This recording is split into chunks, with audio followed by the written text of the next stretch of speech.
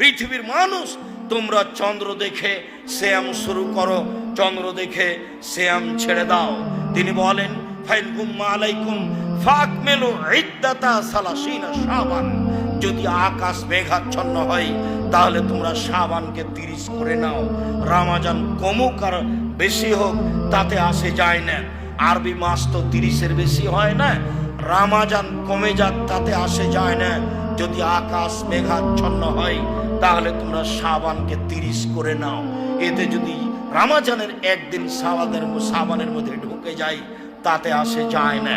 সম্মানিত দিনী ভাই বোন, অত্র হাদিসে রাসূল সাল্লাল্লাহু আলাইহি সাল্লাম চন্দ্র দেখে সিয়াম শুরু করতে বললেন, চন্দ্র দেখে সিয়াম ছেড়ে দিতে বললেন।